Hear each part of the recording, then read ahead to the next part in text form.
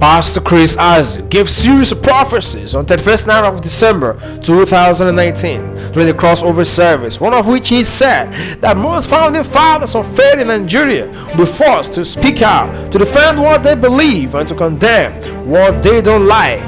Hear him. Next year, most founding fathers of faith will be forced to speak out to defend their faith. Most founding fathers of faith will be forced to speak out to defend what they believe and to condemn what they don't like. The highest of insecurity of lives in the north, and most especially the Christians, continues to get worse as the dreaded terrorist group Boko Haram beheaded the current chairman in Michika local government area in Adamawa on Monday, 20th of January 2020. As the nation is jolted by the killing of the chairman of the Christian Association of Nigeria in Adamawa Northeast by Boko Haram insurgents after days of incarceration. I was really shocked because even as of Sunday, I was very hopeful that the negotiation will be fruitful, and then at the end of the day, they will release the pastor. But to my greatest surprise, they went ahead and killed him. In the first place, the demands they made, they were demanding for 2 million euro.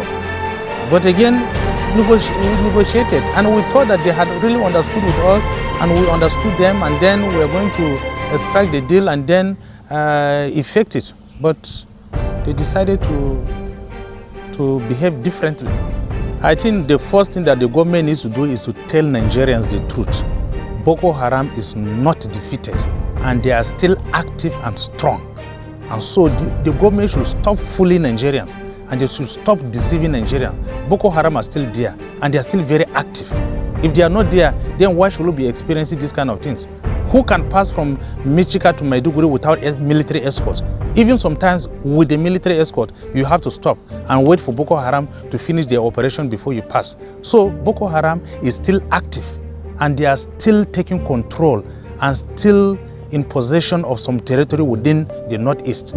These and many other several killings of Christians in the north continues to trigger uproar and fear in the hearts of many, as humans are slaughtered like rams, chickens, and cows, and as a result, founding fathers of faith are forced to speak out against the security of lives and properties and to ask questions, if at all there is a government in the land, one of which for the first time Pastor E.A. Adeboye of the Redeemed Christian Church of God led the first massive protest against insecurity, confirming the words of Pastor Chris Isaac.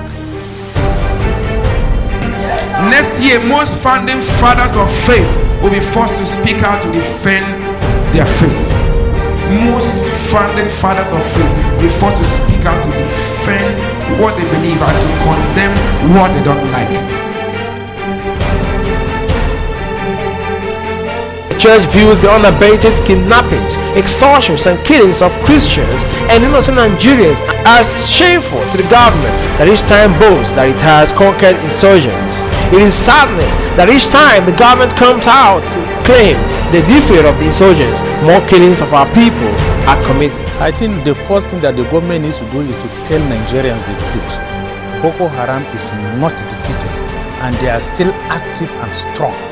And so the government should stop fooling Nigerians, and they should stop deceiving Nigerians. Boko Haram are still there, and they are still very active.